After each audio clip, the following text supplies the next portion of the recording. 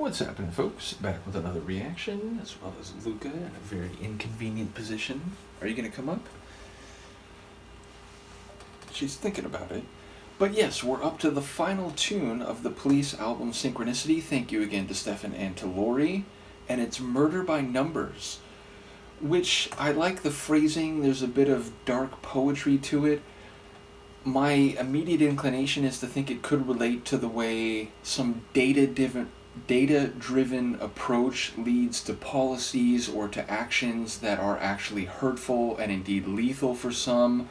Of course, it could relate to financial exploitation or the use of some economic policy to preserve the status quo or even further the divide between the haves or the have-nots. And so murder, maybe not in a direct literal sense with a weapon, but through economics and financial imposition. Ultimately, I don't quite know what to expect, but I am very curious. I think it's a catchy phrase that would grab your attention, so I'll see what I can catch on a first listen. This is The Police, the final tune on their Synchronicity album 1983, and it's Murder by Numbers.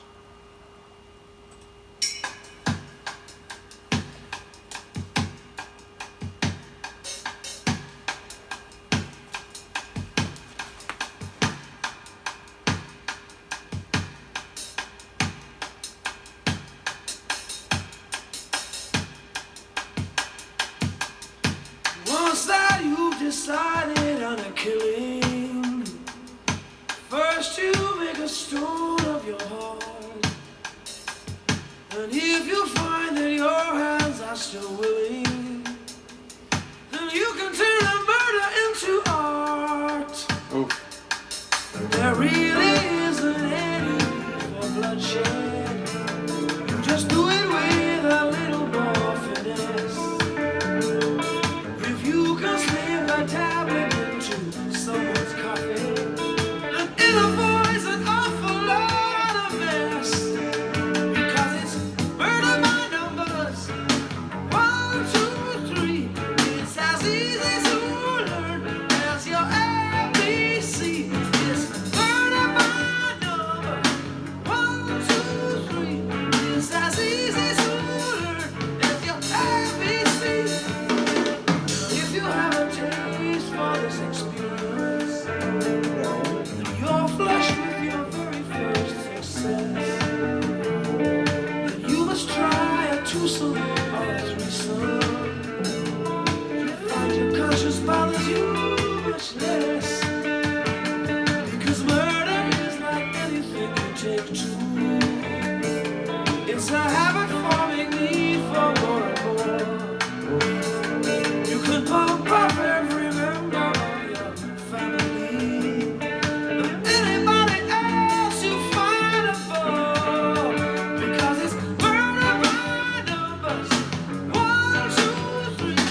It's as easy to learn as your ABC.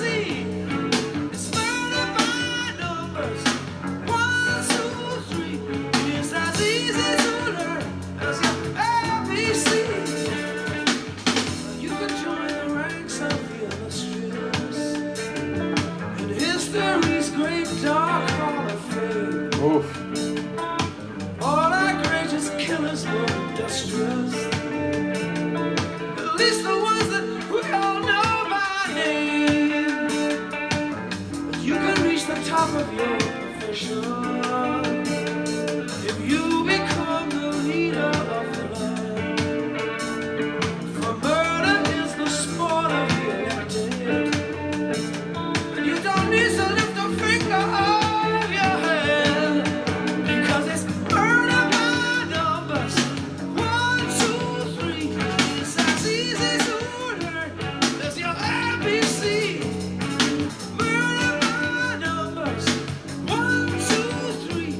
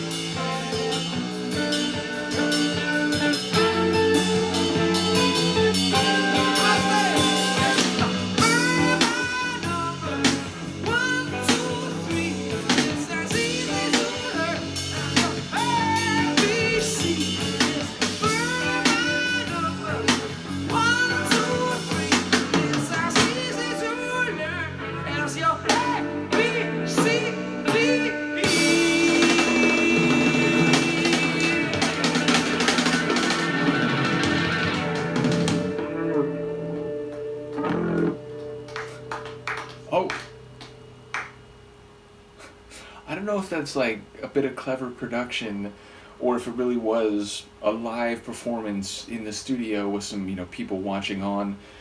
But okay, number one, thematically, I think it is actually very much in the territory I considered in advance, but with a lot more psycho emotional observation and critique than I expected. So, okay, like, I think he's saying that, even if murder by weapons and violence and blood spilling is, not as common or as acceptable as it used to be, you can do it by economic policy, by avarice and greed just as easily. And in fact, even if you have a bit of a twinge of your conscience after you do it one time, do it second time, a third time.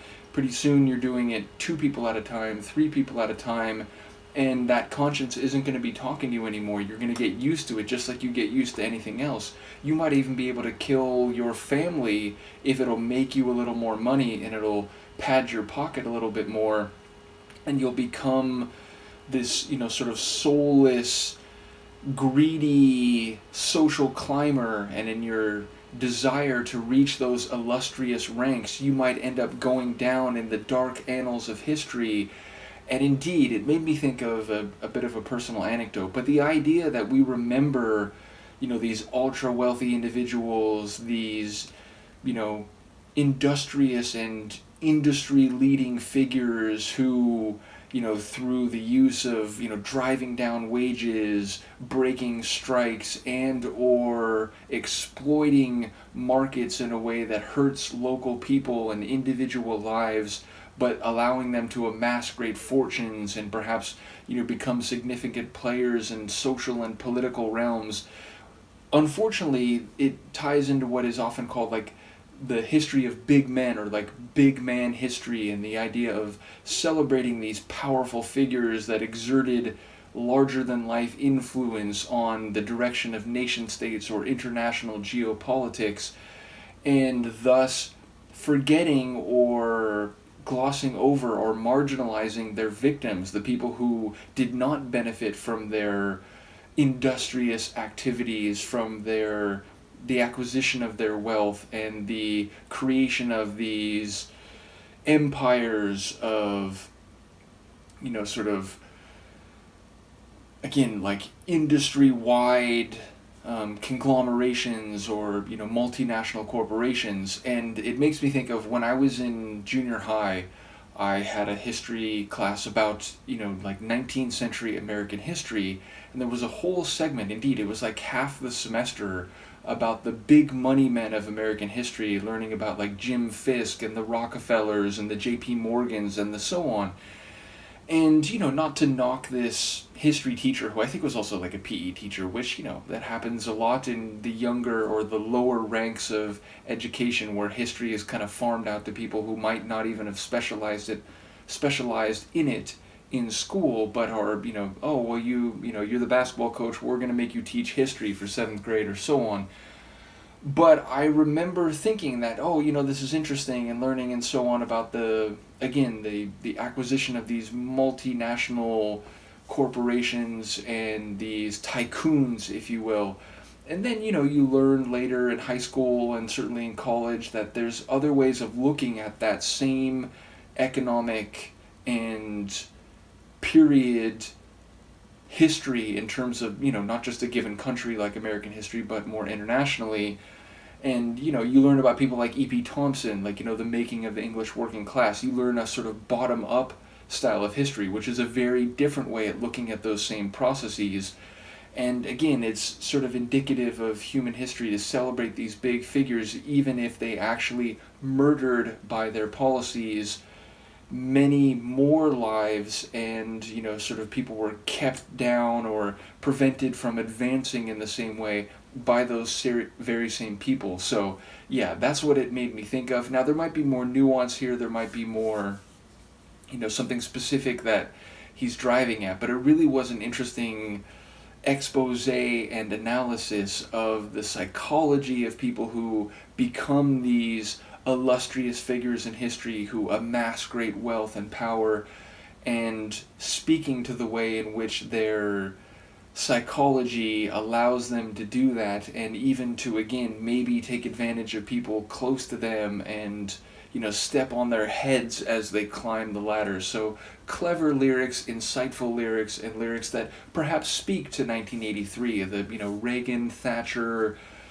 you know, money acquisition at all cost, and don't get pesky things like labor rights or environmental rights get in the way. It feels like it's very much of its time.